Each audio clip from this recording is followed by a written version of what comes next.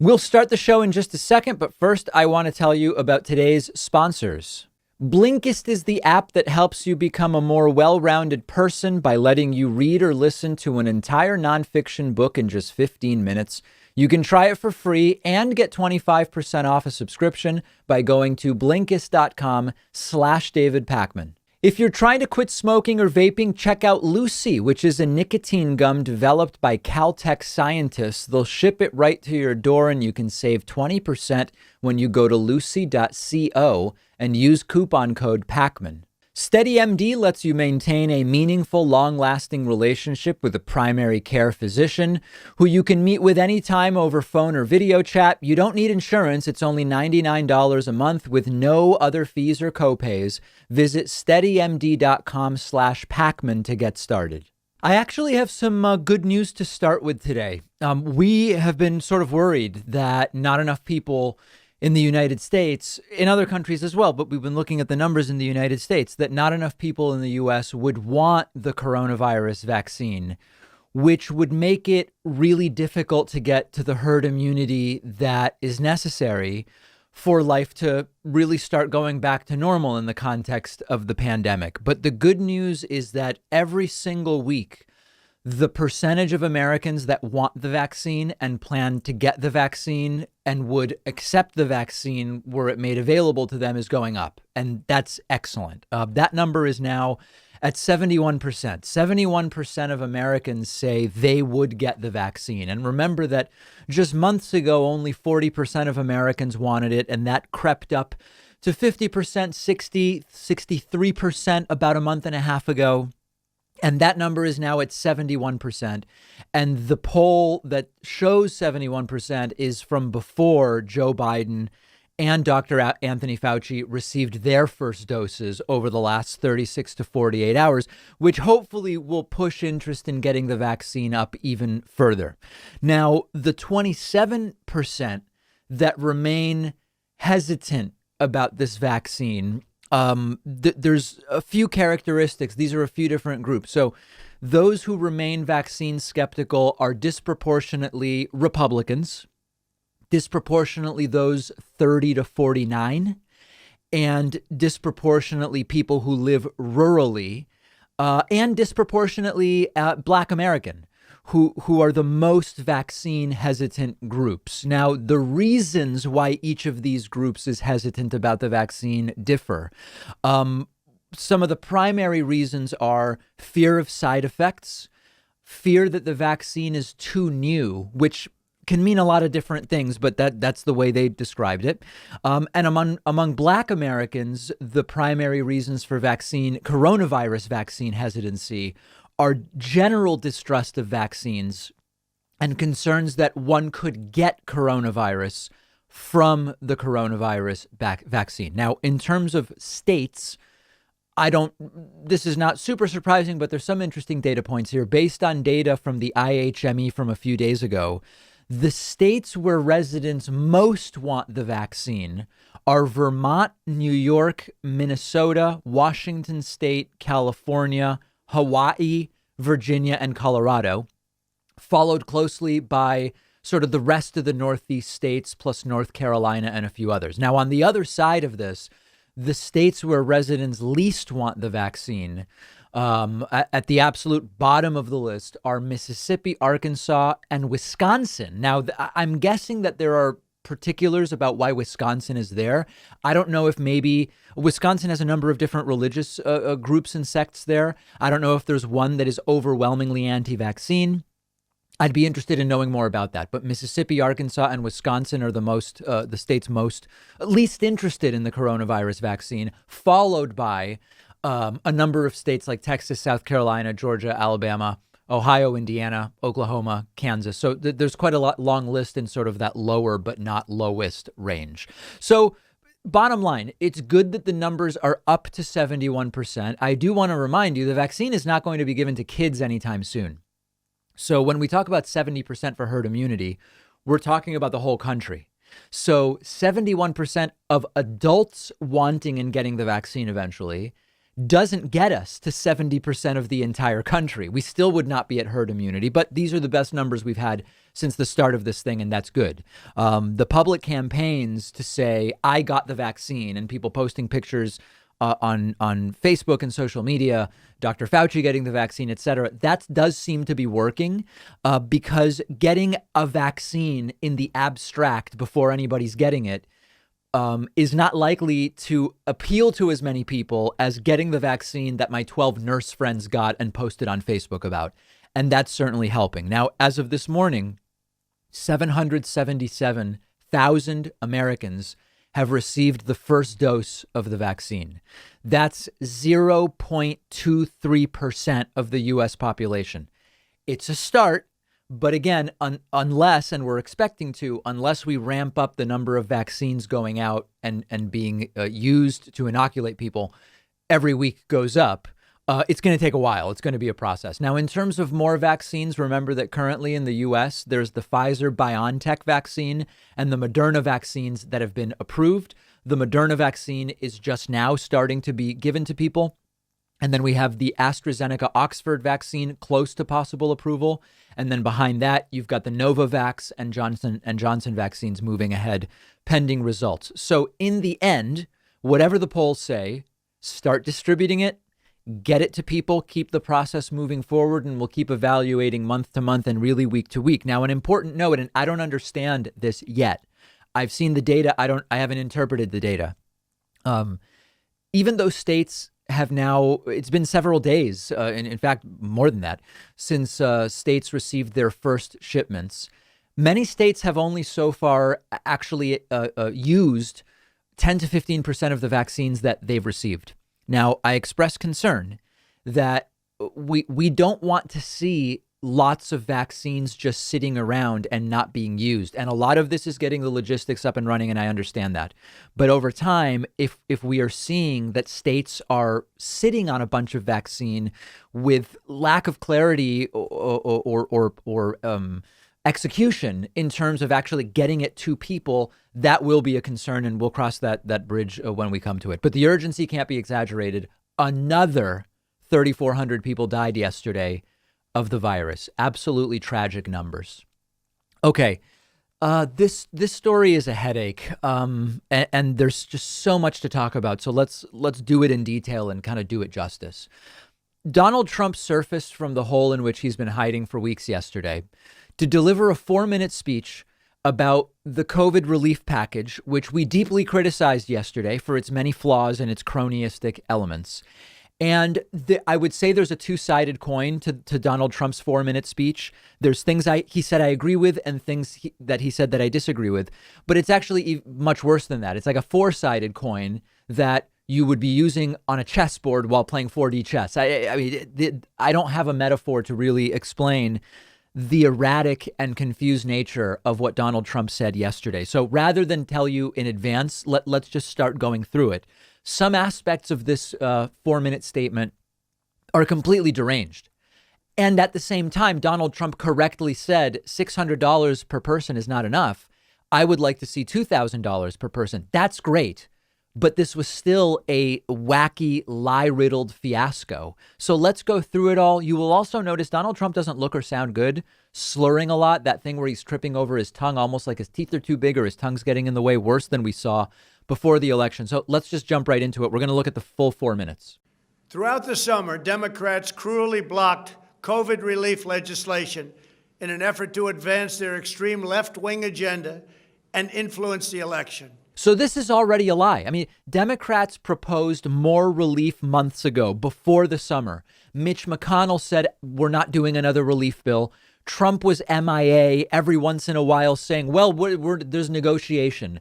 So that's just an absolute lie. Democrats, almost immediately after the first bill, were proposing even including $2,000 per month, like our friend Ro Khanna. Let's continue.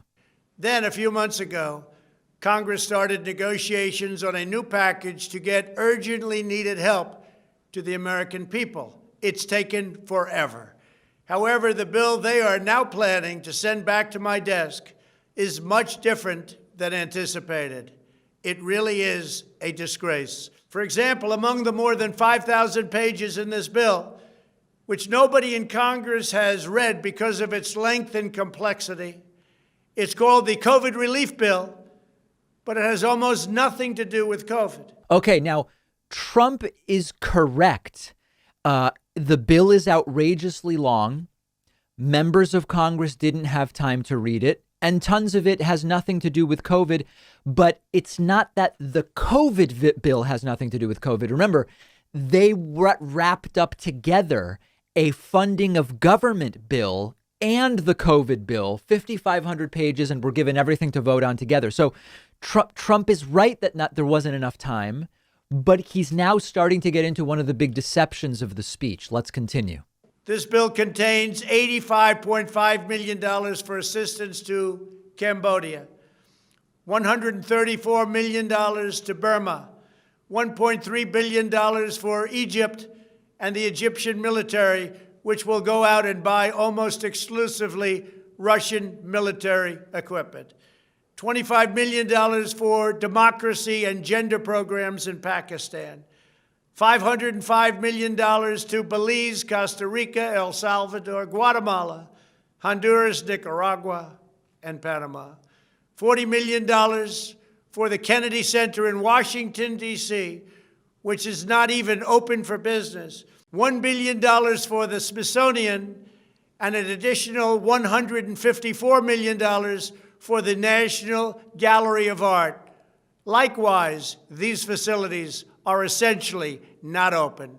$7 million for reef fish management, $25 million to combat Asian carp, $2.5 million to count the number of amberjack fish in the Gulf of Mexico, a provision to promote the breeding of fish in federal hatcheries, $3 million in poultry production technology, $2 million to research the impact of down trees, $566 million for construction projects at the FBI. Okay, so this is now where it goes completely off the rails. First of all, Trump only mentions countries he doesn't care for, or sort of like S-hole countries he doesn't think we should give money to. And he mentions climate and environment related stuff that he also doesn't care for. And I want to be careful because this is two-sided. None of that stuff is part of the COVID bill. Remember, they had two bills together. This was like an omnibus. You had the funding of government and you had COVID.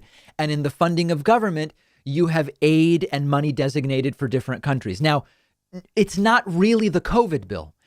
Does Trump know that? I don't know the answer to that. There are lots of people who fell for the idea that a lot of these things are in the COVID bill when they're not. Trump could be lying in order to make a political point, or I don't know. But Trump himself may not Trump may just be watching Newsmax, Fox, whatever, and he may be falling for the idea that the funding is in the COVID bill. I don't know. I really don't know the answer. Now, in fairness, overall, when you look at the totality of what's going on here, Donald Trump is simultaneously stumbling across some important critiques of the system. Like Trump doesn't, it's so insane. If Trump, instead of just saying we're giving money to Pakistan and for carp or whatever, if he were to say, and sort of also mentioning 5,500 pages, they didn't have time to look at it. If instead he said these two bills shouldn't even be together, the COVID bill should be simple. It should be a standalone bill. It should have been shorter. People should have been able to, it should have been short enough that everybody can actually look at it, and then separately deal with this other bill. That would be a really good critique of how politics is done. Instead, Trump goes almost into his xenophobic stuff of listing countries we shouldn't be giving money to. And then he builds on that by going into the immigration stuff. The bill also allows stimulus checks for the family members of illegal aliens, allowing them to get up to $1,800 each. This is far more than the Americans are given. Now, this is really deceptive. Trump's claim is that Americans get $600, but illegal immigrants get $1,800. That's just not true. OK, and let's see if I can explain this. What is true is that if you are a U.S. citizen or a legal permanent resident with a green card, you get $600, and you get the $600 even if your spouse or partner is here illegally. OK, the spouse or partner doesn't get $600. Undocumented immigrants don't get any money. You don't lose your $600 if your spouse or partner is an undocumented immigrant. And if you are here legally and you have kids here, you get the $600 per kid, even if your spouse or partner is an undocumented immigrant. So Trump saying illegal immigrants get more money than Americans is wrong in a bunch of different ways. The point is, being with an undocumented immigrant does not preclude you as a legal citizen or resident from getting $600 for yourself or the $600 per child. It's a completely fabricated way to attack immigrants. Let's continue. Despite all of this wasteful spending and much more, the $900 billion package provides hardworking taxpayers with only $600 each in relief payments. And not enough money is given to small businesses, and in particular restaurants, whose owners have suffered so grievously. They were only given a deduction for others to use in business their restaurant for 2 years. This 2-year period must be withdrawn, which will allow the owners to obtain financing and get their restaurants back in condition. Congress can terminate it at a much later date, but 2 years is not acceptable. It's not enough. Now, this is where I find Trump to be saying some things correctly, and this is why the populist rhetoric can be so tricky and so pernicious. Trump is saying $600 isn't enough, and there isn't enough for small businesses like restaurants. I agree. That's correct. But it's all wrapped up in lies and xenophobia. But on that point, I agree. And Donald Trump actually makes a couple more good points. Congress found plenty of money for foreign countries, lobbyists, and special interests while sending the bare minimum to the American people who need it. It wasn't their fault. It was China's fault, not their fault. I am asking Congress to amend this bill and increase the ridiculously low $600 to $2,000 or $4,000 for a couple. I'm also asking Congress to immediately get rid of the wasteful and unnecessary items from this legislation. So Trump wants $2,000, not $600. That number happens to be exactly what people like Ro Khanna, congressman, have been asking for months, including when Trump claimed, oh, Democrats didn't negotiate. He said that at the very start of this speech. This is all backwards. And along those lines, Trump now complaining about all these countries getting money, Egypt, etc. Trump asked for those countries to get money in his budget. But now he's saying the problem is they're getting the money in the COVID bill, which they're really not. They're getting it in the bill that was voted on in conjunction with the COVID bill. So it's all lies. And then now Trump, on the number of dollars per person, happens to pick the exact number that many Democrats were asking for, $2,000. And immediately many Democrats jumping and saying, great, we'll rewrite it right now and put in $2,000. That it doesn't. Republicans don't want that, but we're glad to do that. So Trump is right on some aspects here, but he's a liar and he's completely disingenuous. And then now the rap with Donald Trump threatening to veto, and he just can't help himself. He has to throw in, maybe he will actually be the person sworn in this January 20th and not Joe Biden.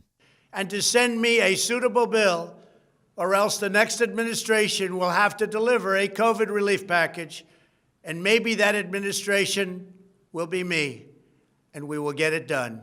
Thank you very much. He cannot help himself. He, at any event, no matter what it's about, he has to say, it might be me who gets that second term on January 20th, not Joe Biden. So the big picture is, if Trump does veto it, nobody gets a penny, and that's the risk right now. Let's call Trump's bluff. Trump says he wants $2,000. Rewrite the bill. Democrats say you want to do the $2,000 and put it on Republicans to say no. If Trump really is serious about he wants $2,000 per person, Democrats are ready to do it and make it be Mitch McConnell or whoever is going to come out and say, no. We don't want to do the $2,000. So we'll see what the next 24 hours bring.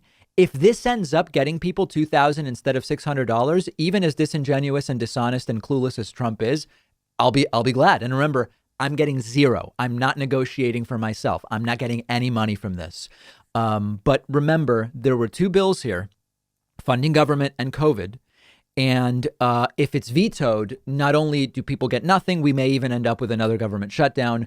Who knows what happens then in terms of transition, in terms of so many different things. But we'll deal with that if and when it becomes an issue. Remember that on January 1, 2021, we have a one-day membership special going on. If you've been thinking of grabbing a membership at joinpakman.com, but you want a completely disgusting, immoral discount with which to do it, 1/1/21 is the day. If you want to be notified of this great membership special, just get on our newsletter. You can sign up at davidpakman.com. And January 1st, you will get a perfect email from me telling you exactly how to sign up. The David Pakman Show at davidpakman.com.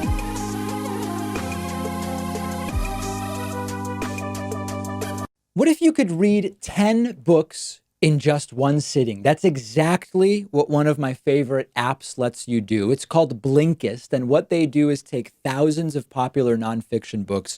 They condense them down into text or audio that you can consume in 15 minutes. Blinkist makes sure that you're getting all of the important core insights from each book. So it's perfect for exploring a book you otherwise wouldn't have time for. If there's a full book you're thinking about buying, you can use Blinkist to get a sample first. Just think how much you can enrich yourself by being able to soak up an entire nonfiction book in just 15 minutes. I recently read A Brief History of Time, of course, by the great Stephen Hawking. This is a book that I have been aware of for so long, and other things got in the way, and it was fantastic to check it out on Blinkist. Blinkist has books on politics, philosophy, science. They have 27 different nonfiction categories, and a subscription is only about $8 a month. And you get the entire library. But you can try it totally free and get 25% off a subscription when you go to Blinkist.com/David Pakman. I've put the link right underneath this video.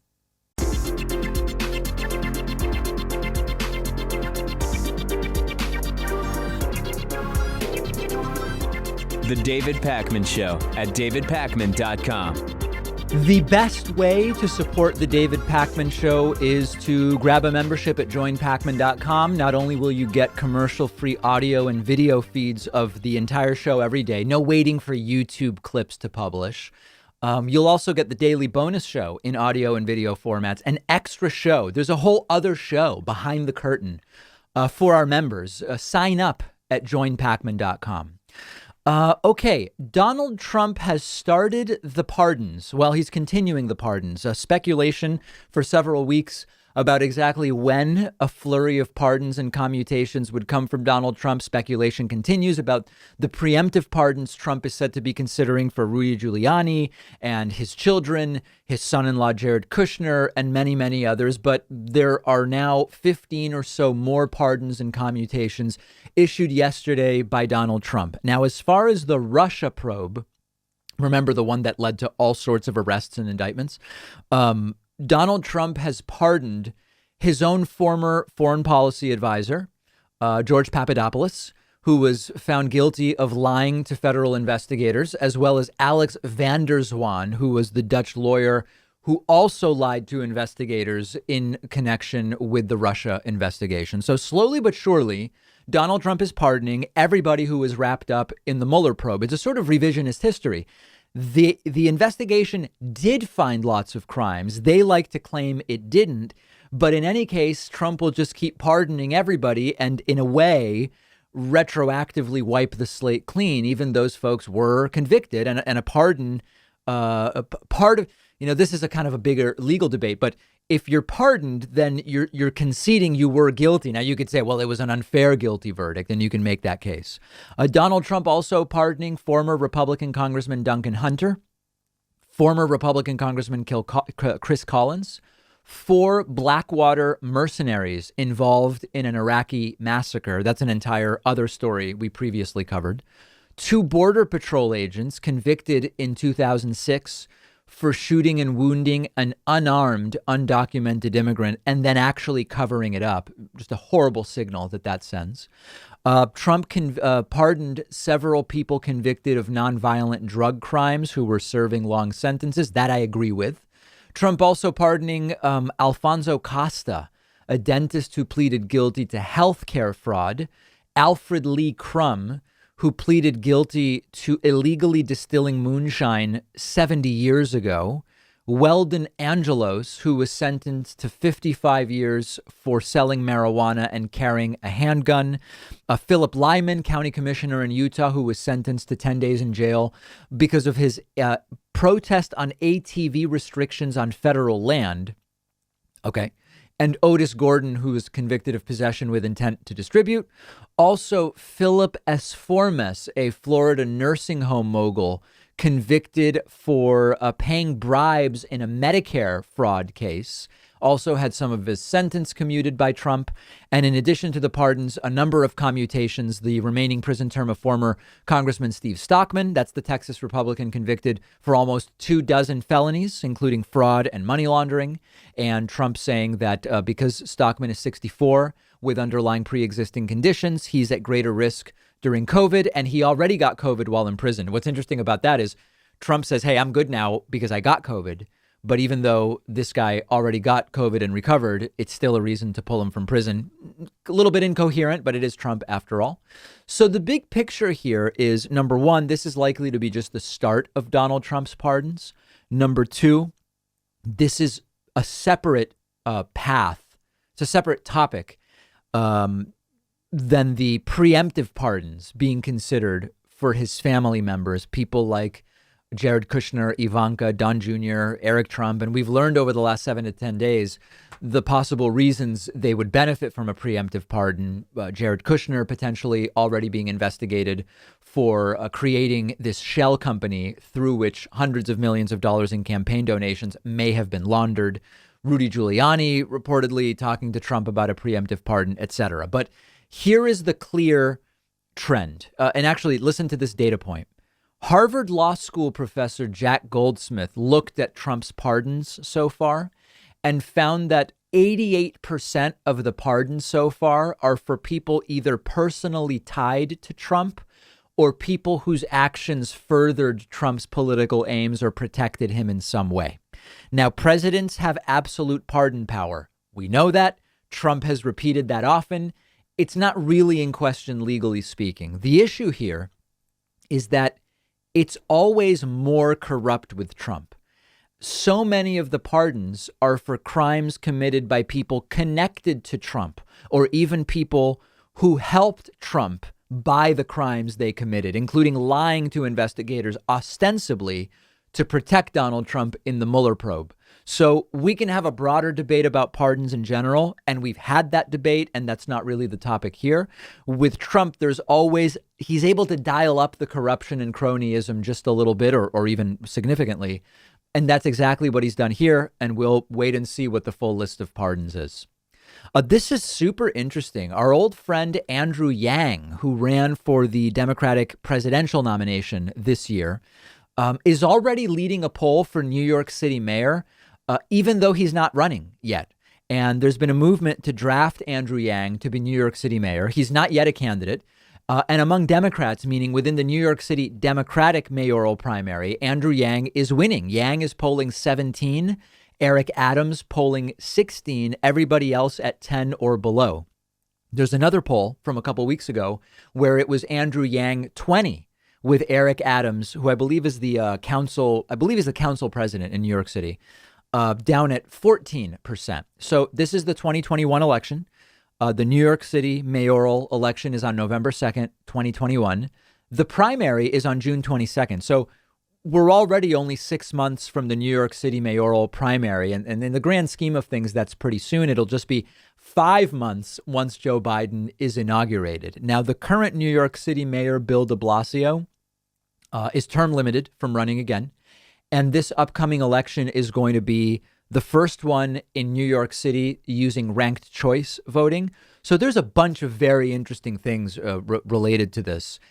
It's very early. The polling is basically a tie within the margin of error in this latest poll. And Andrew Yang hasn't even announced. And that's exactly what makes this so interesting. Without even being a candidate, merely with the rumor of being a candidate this early, Andrew Yang is already doing really well. Now, at the same time, even though Andrew Yang is not yet running, he has signaled that he is likely to run in a few different ways. First of all, there are lots of people claiming they've been told privately that Andrew Yang plans to run for New York City mayor. Second, there are people saying that Andrew Yang has actually decided to run and is simply waiting for January, maybe after Joe Biden's inauguration, to make the announcement. But Andrew Yang has been meeting with some important New York City figures, Corey Johnson, who's Speaker of the City Council, to talk about running. He's hired as advisors Bradley Tusk and Chris Coffey, who advised Michael Bloomberg when Michael Bloomberg ran for mayor.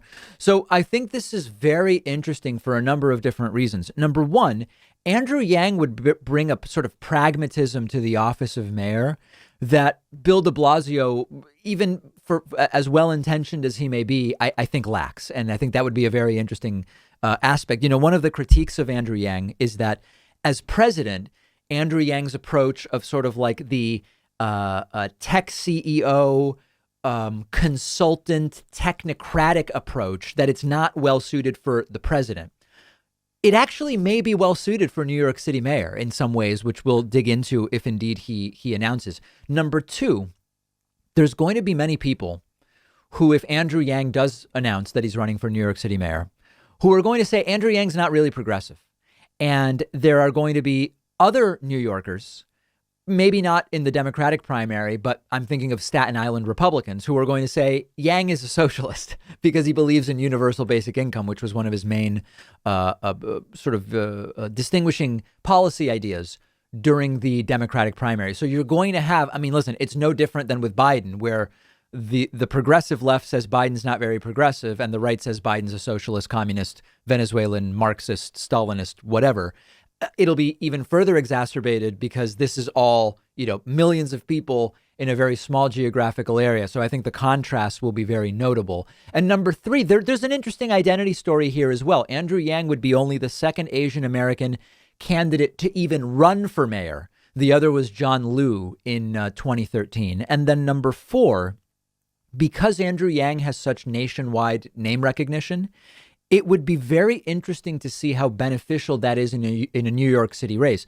New York City mayor is one of the least local races because people and companies from all over the country, even all over the world, have a vested interest, a financial interest in many cases, in who is mayor of New York City, typically for business-related considerations.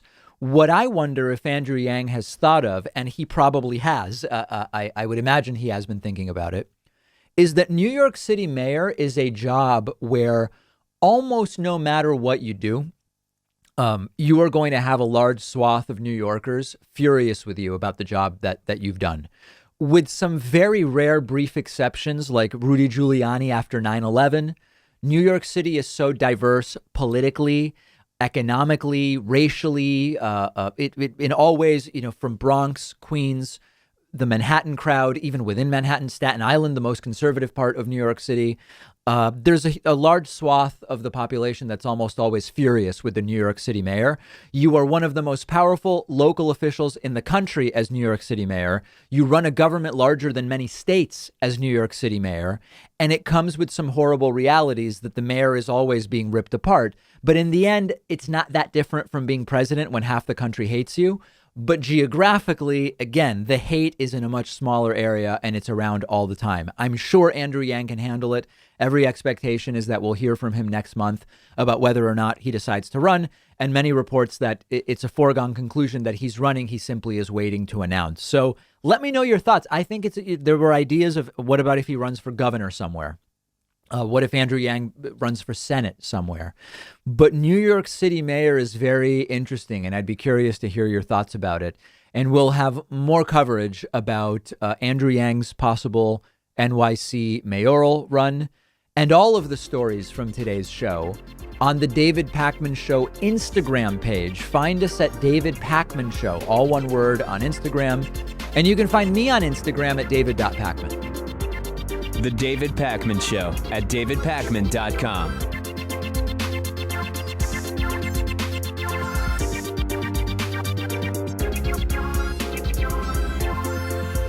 One of our sponsors today is Lucy, and they are giving my audience 20% off. Lucy is a company founded by Caltech scientists with only one mission, which is to help people quit smoking and vaping by offering a clean, affordable nicotine alternative. Now, many of you know, you've heard the stories. I've known several people in my life who have struggled with quitting smoking. I've seen how difficult it can be. And nicotine alternatives can be hugely helpful. Lucy offers a nicotine gum in 3 flavors: wintergreen, cinnamon, and pomegranate. They also have lozenges, which come in cherry ice flavor. Lucy is affordable. It'll ship right to your door. You don't have to go out to the store. Shipping is always free. You can buy single boxes or save with a subscription. It's the year 2020. It's time to throw the cigarettes away and get rid of the vape. And Lucy can make it easier. You'll find a ton of excellent reviews online from countless people who have used Lucy to quit smoking and vaping. Go check them out at lucy.co. I've put the link right underneath this video, and you'll get 20% off when you use the coupon code PAKMAN. And just a quick disclaimer, I'm required to give: these products contain nicotine. Nicotine is an addictive chemical.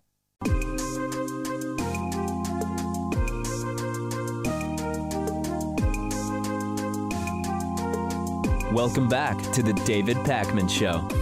The situation with Donald Trump's legal team is becoming more of a soap opera than anything I recall seeing over the last 25 years relating so directly to the president of the United States. Donald Trump's former lawyer and almost special counsel, Sidney Powell, is now claiming she's been banned from the White House.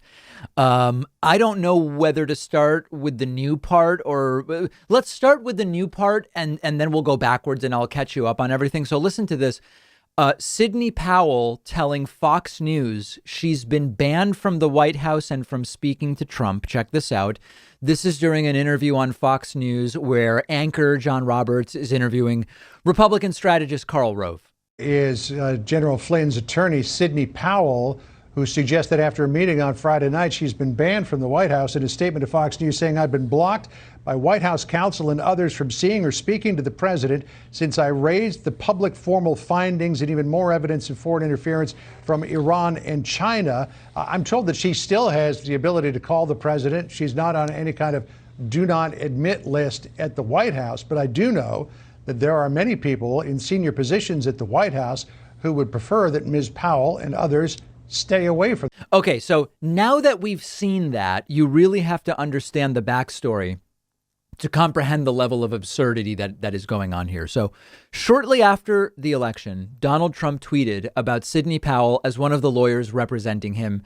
He tweeted on November 14th, Rudy Giuliani, Joseph DeGeneva, Victoria Tensing, Sidney Powell, and Jenna Ellis, a truly great team added to our lawyers and representatives. Very clear. Trump said Sidney Powell's part of my team. Great. Shortly after that, Sidney Powell joined Donald Trump's lawyer, Rudy Giuliani, and Jenna Ellis and others at this bizarre basement press conference where they made all sorts of very unusual claims, none of them based in fact. And this is the major press conference at which Sidney Powell started making the radical claims about Hugo Chavez, Antifa, and George Soros were part of a plan to steal the election for Trump. And this was so crazy that it got the Trump campaign to put out a statement basically distancing from and sort of like firing Sidney Powell, saying Sidney Powell is practicing law on her own. She is not a member of the Trump legal team. She is also not a lawyer for the president in his personal capacity. So it seemed Sidney Powell was out. If she was ever in, which Trump said she was She was then out per the Trump campaign until last Friday. She shows up at the Oval Office and she's the one talking to Trump about maybe martial law. Maybe we seize voting machines and all sorts of other wacky ideas, as well as reportedly telling others in the room who were saying, you know, sir, that's illegal, saying you guys are quitters. That made instant headlines because, number one, it's nuts. And number two, supposedly Trump was distanced from Sidney Powell. So how is she in the Oval Office and how is she potentially going to be made special counsel? And then now this, which is Sidney Powell says she's been banned from the White House and from speaking to Trump. And now they're all going after her. Here's another clip of Karl Rove during his same interview with Fox News, just bashing Sidney Powell. Ms. Powell has peddled theories that have little basis in fact. The idea that Hugo Chavez from the grave was somehow involved in stealing this year's election, and that I mean, she was poured out in a courtroom recently where all of her expert witnesses, which, you know, one of them was so highly prized that he had to have a code name and couldn't be revealed, and she sold him as a highly, you know, expert military intelligence analyst, turned out to be a mid-level computer programmer from Dallas who couldn't even pass the entrance exams for the 305th Intelligence Brigade in intelligence school. He couldn't even pass the exams, and he was her high-level advocate. She had another expert who couldn't tell the difference between election precincts and townships in Minnesota and Michigan, and claimed that 151% turnout in Wayne County, Michigan, when any idiot with access to Google and the county election returns could have seen that the turnout was 51%, not 151. I mean, what she has done to sort of, throw mud on the president through her antics is unbelievable. The president has been so ill-served by this crowd, and she's chief among them. What I absolutely love about this is that Karl Rove is absolutely right in his criticism of Sidney Powell, but the things that Rudy Giuliani and Jenna Ellis have been peddling are only marginally less crazy than what Sidney Powell has been saying. Karl Rove and John Roberts now are framing this as, whoa, Sidney Powell's nuts. But actually, they're all nuts, and their work is totally worthless and going nowhere. But it's funny, and it's sad, and it's a bizarre soap opera that seems never to end, but it actually will end relatively soon. It'll be much better for the country. Now, I've been seeing so many different legal commentators and lawyers saying the behavior of Rudy Giuliani, Sidney Powell, and Jenna Ellis before a variety of courts over the last month and a half really does warrant complaints to bar associations, and that these are the types of actions that should really get somebody disbarred. I don't think it's likely that will happen, but understand that these figures have crossed over from being, like, I guess what we would call legal lawyers into being almost like cult activist type figures, where even if they were to be disbarred for the things that they've been doing, at this point, they can launch off into being TV lawyers for all sorts of right-wing groups or radical organizations or reactionary movements. So it's almost irrelevant at this point, although I don't think it's it goes beyond the facts to say, how could these people even really still hold bar association licenses? But that's probably more of a story for post-inauguration. There's something interesting going on within the evangelical Christian movement, which is that to some degree, prominent evangelical Christians have started to sort of turn on Donald Trump, or at least acknowledge that it's time to go, buddy. 90-year-old extremist evangelical televangelist leader Pat Robertson of 700 Club fame accurately assesses the cult of personality around Donald Trump and says it's time to move on. You really have to see this to believe it. And there's an interesting irony here, which I'm going to discuss with you after we look at this first clip. I think it's all over. I think the Electoral College has spoken. I think the Biden corruption has not totally been brought to fruition, but it doesn't seem to be affecting the Electoral College. And I don't think the Supreme Court is going to move in to do anything. And I think we're going to see President Biden, and I also think we'll be seeing a President Kamala Harris not too long after the inauguration of President Biden. With all his talent and the ability to raise money and draw large crowds, the president still lives in an alternate reality. He really does. People say, well, he lies about this, that, and the other. But no, he isn't lying. To him, that's the truth. He had the biggest crowd on Inauguration Day. He had more people than ever. He was the most popular people. He saved NBC, but with The Apprentice, you go down the line of things that really aren't true. And, people kept pointing to them.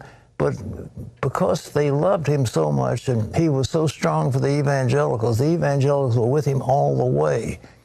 But there was something about him that was good, that God placed him in that office for the time. He's done a marvelous job for the economy. But at the same time, he is very erratic, and he's fired people, and he's fought people, and he's insulted people, and it keeps going down the line. So it's a mixed bag. And I think it would be well to say, you've had your day, and it's time to move on. What I love about this is that the same cult of personality that Pat Robertson identifies as surrounding Donald Trump, the same narcissism that Pat Robertson identifies Trump as suffering from, it's identical to both the followers of evangelical cult leader types like Pat Robertson and of the leaders themselves.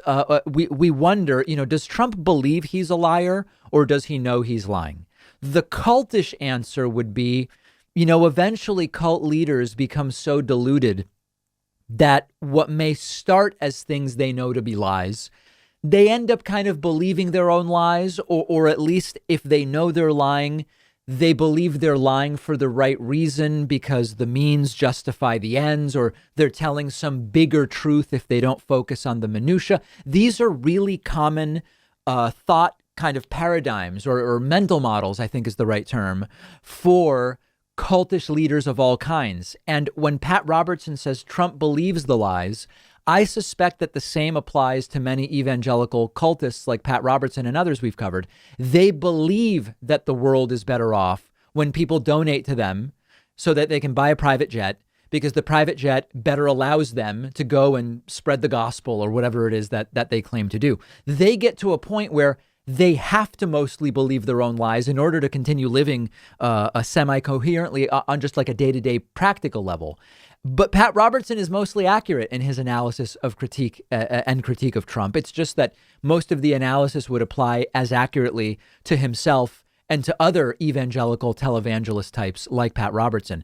It's actually incredible, though, that Pat Robertson would accuse others of being in an alternate reality, because Pat Robertson is a guy who has said that the following list of things can be demonic. Okay, Pat Robertson says Trump's in a fantasy world. Pat Robertson has said secondhand sweaters can have demons attached. Ouija boards can be demonic.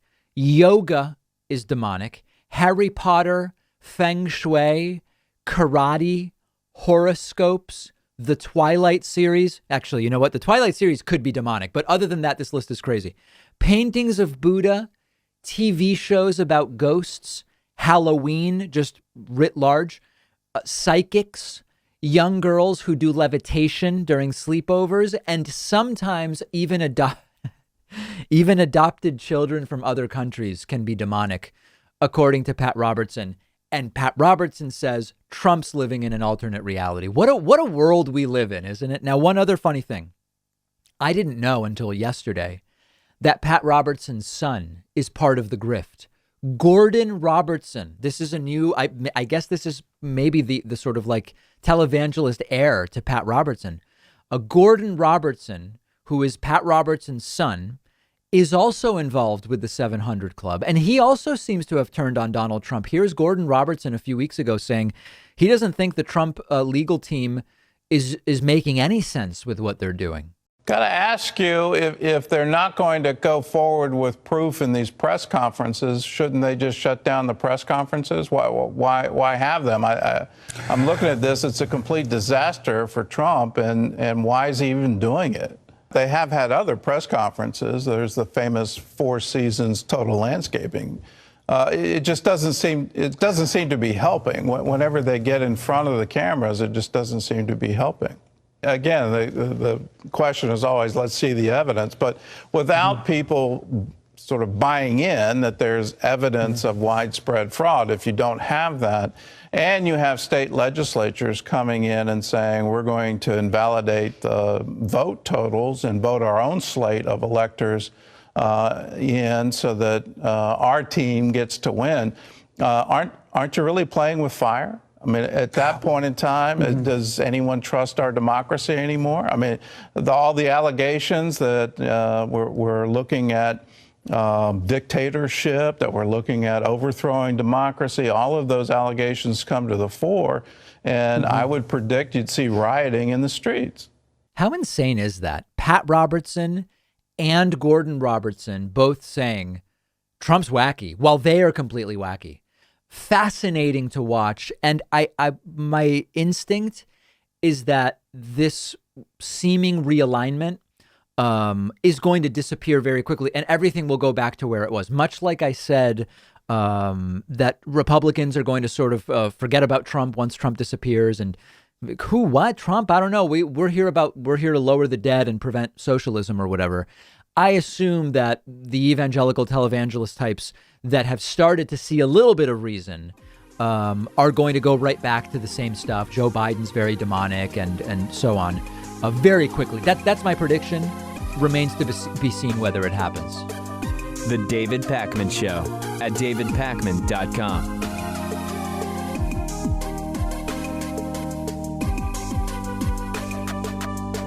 If you are anything like me, you probably aren't thrilled with the idea of going into a doctor's office right now. And thankfully, there's a practical and affordable way to take control of your health and get personalized care from the comfort of your home. It's a service called SteadyMD. They're one of our sponsors. You take a quiz, you get matched with a licensed primary care physician who understands your health needs. You have a 1-hour video call with your new doctor. You establish a meaningful relationship with them. And after that, your doctor is available to you anytime by text, phone, or video chat. This is not a random doctor on call. Each doctor at SteadyMD has a limited number of patients, so they actually have time to listen to you. You get the personal attention that you deserve. They can do almost everything an in-person doctor can do: perform medical evaluations, talk to you about health concerns, send prescriptions to your home or local pharmacy, and anything they can't do online, they'll quickly set you up with an in-person provider to do, things like blood tests, as an example. You don't need insurance. It's only $99 a month with no other fees or copays.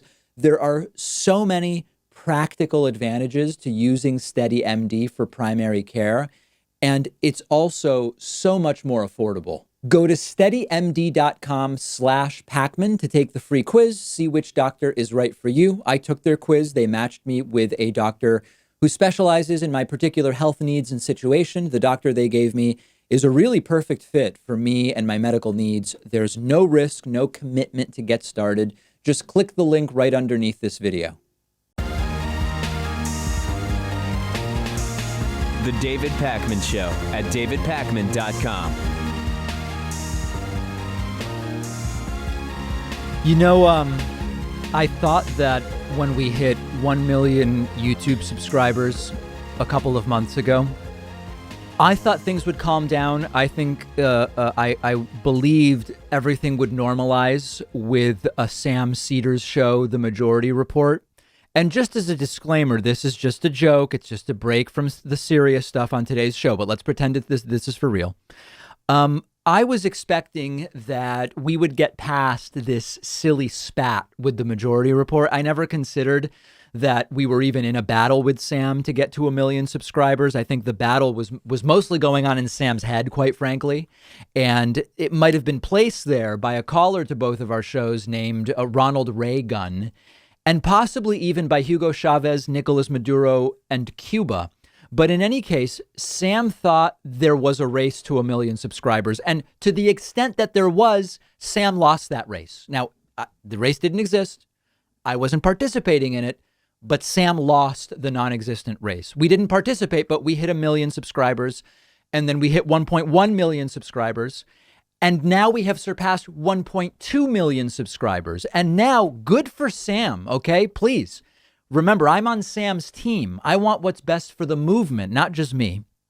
Now, finally, Sam Seder is approaching 1 million subscribers on YouTube. And I am the first to be here and issue a preemptive, a blanket congratulations to Sam on very, very soon hitting 1 million subscribers. Now, everything was going beautifully until yesterday a viewer gets in touch with Sam and suggests that Dominion voting systems may be counting YouTube subscriptions, and that exactly the same foul play alleged in the 2020 presidential election can be blamed for the David Pakman Show YouTube channel hitting not just 1 million subscribers before Sam, but 1.1 and 1.2 million subscribers before Sam.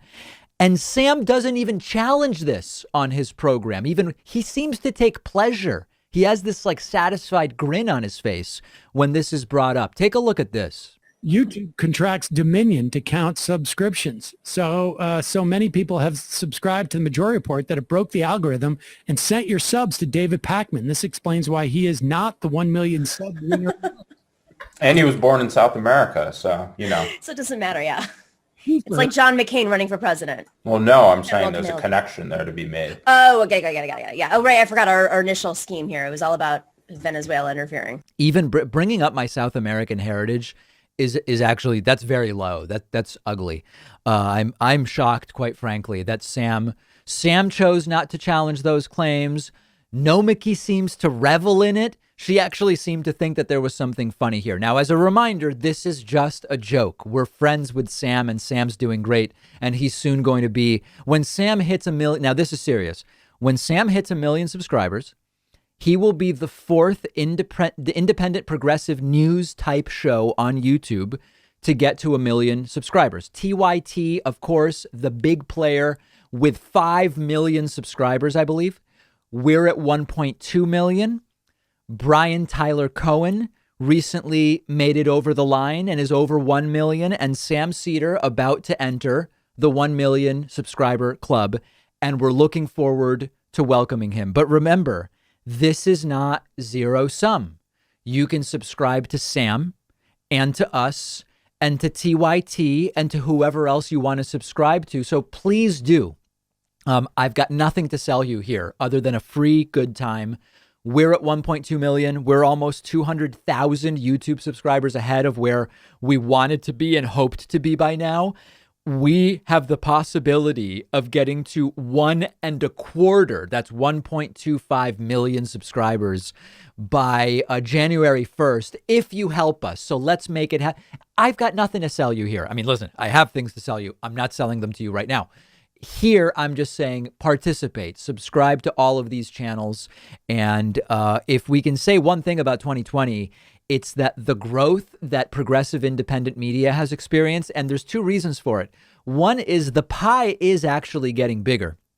I was interviewed not long ago by Professor Richard Wolff, my former professor, on his program.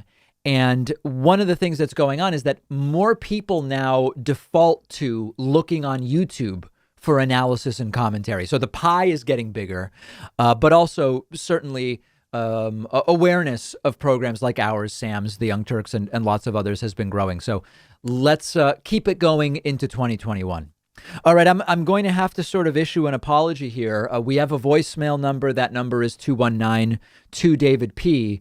I am causing huge problems for one of our viewers with his fiance. Take a listen to this. Hey, David. My name's Danny. This is the first time I'm calling in, but I've been a listener for a few years now. And I was really just calling to ask kindly for you to dial back on the reasonable and wise takes. Right. It's starting to cause some jealousy issues with my fiance that I listen to you so often. So sorry. And not only politics, but also your assessment of pies and apple pies especially. Right.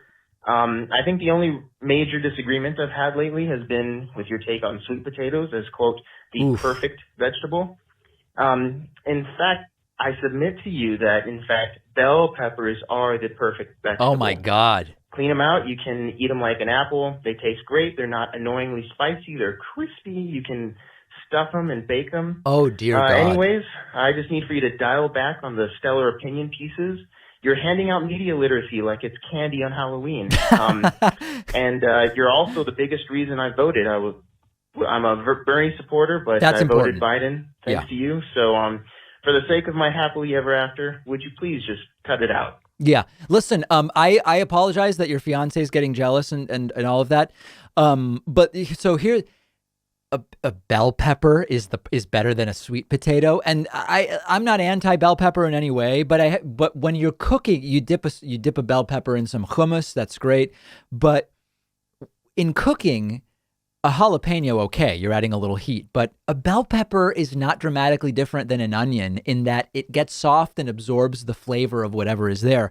Sweet potato brings so much more to the table from the standpoint of flavor, from the standpoint of nutrition, from the standpoint of caloric density. And I just read a fascinating, I have loved sweet potatoes since I was a little kid. When I was first sampling baby food back in 1984, I guess 85. No, 84 it would have been.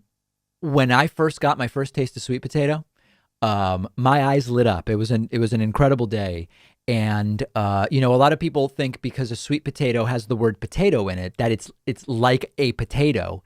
It has nothing to do with a potato. Understand that potatoes are the stems of a plant, whereas sweet potatoes are the root, or as some say, the root. I say root. It's a totally different family.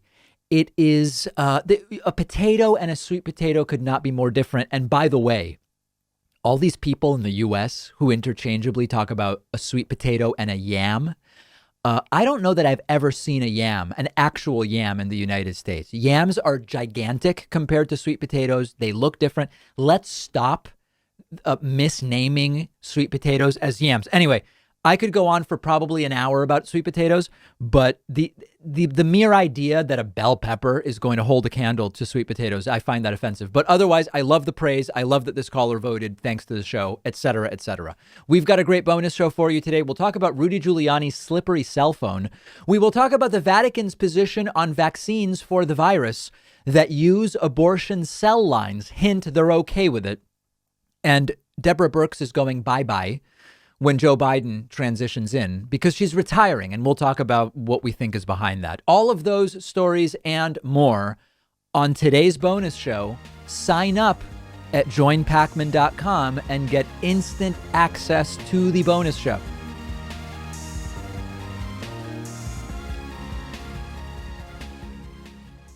Thanks a lot for watching today's show. I just want to take a second to tell you about today's sponsors. Blinkist is the app that helps you become a more well-rounded person by letting you read or listen to an entire nonfiction book in just 15 minutes.